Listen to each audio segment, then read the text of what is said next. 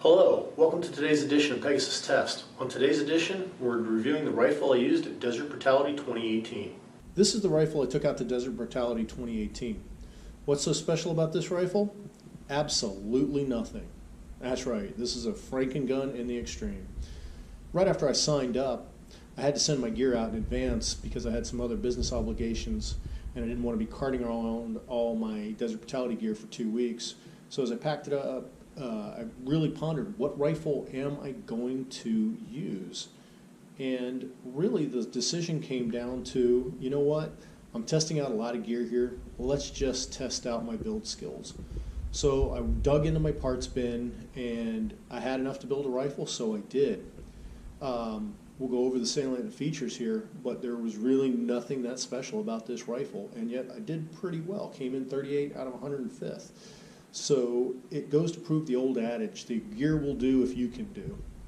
Starting up the front here, Yankee Hill flash suppressor. I like those because they really do keep the flash down and they do have a very nice aesthetic appearance to the rifle. So move down. I'll go more on the other side when I flip it over, but also Yankee Hill clamp-on gas block and a little bit of pick rail at the bottom, which I use to attach the sling mount. Went with the Surefire M500 handguard with built-in light. Why? Because I had it and it looks cool. The upper receiver, honestly don't remember who the manufacturer is on it. It worked, it functioned, so it performed its thing. Magpul CTR stock. I generally like to run those on my ARs simply because they got the QD mounts built into them, and there are certain times with that lockdown friction lever where it helps out, especially guys like me who have whiskers. It kind of keeps the pinching down to a minimum. The only thing that wasn't in the parts bin that I went out and bought special for the rifle was this MOE Plus grip. Normally A2 style grips with their finger nub don't bother me. Matter of fact, it's not normally, they don't bother me. However, over the years I've just gotten spoiled with the Magpul grips. Flipping the rifle over, checking out things on the other side. As I said, close up of the of the Yankee Hill gas block there. It's a nice flip up gas block, as you can see. I like flip ups simply because I don't like extraneous stuff in the review of my red dot. Moving down the rifle, used an old Bushmaster receiver I had.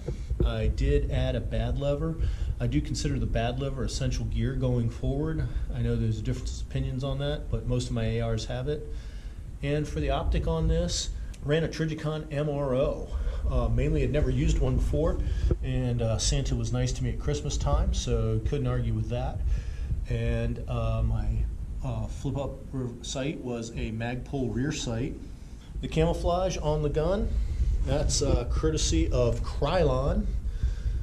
You know, can't beat the rattle can. The nice thing about it is you can see wear marks here where my hand was manipulating the lever, where my cheek was over here on the buttstock. Paint wore off fairly quickly, but at the same token, that's an easy thing to fix. So, you know, next time feel the need to touch up, break out a little paint and touch up the camo job there.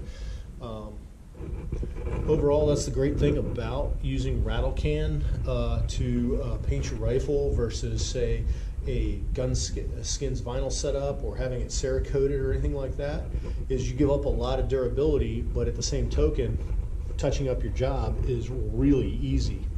And the nice thing about it, if you paint it and you screw it up, paint it again. Overall, I'm really happy with the performance of the rifle, considering I put it together from spare parts laying around my workshop a couple weeks before the match.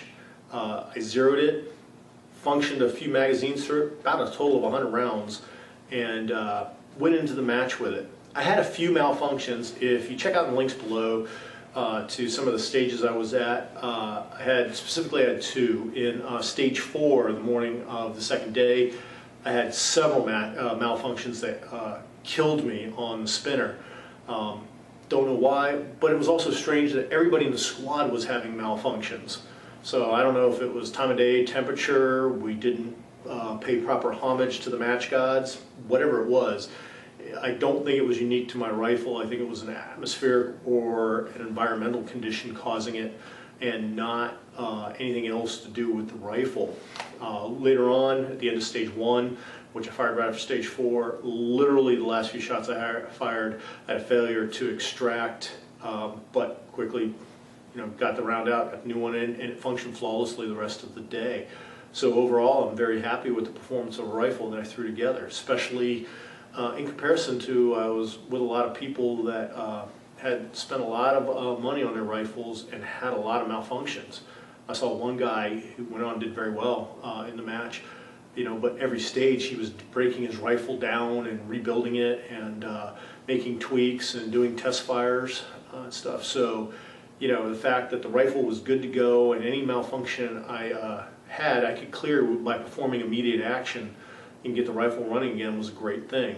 Kind of didn't help my time on stage 4 for sure, but that's it doesn't affect the reliability of the rifle. It'd be a rifle if I had to go down range for real with, I'd be comfortable doing it. We hope you found this gear review helpful and informative. Please comment, like, and subscribe, and tune in for future rifle reviews.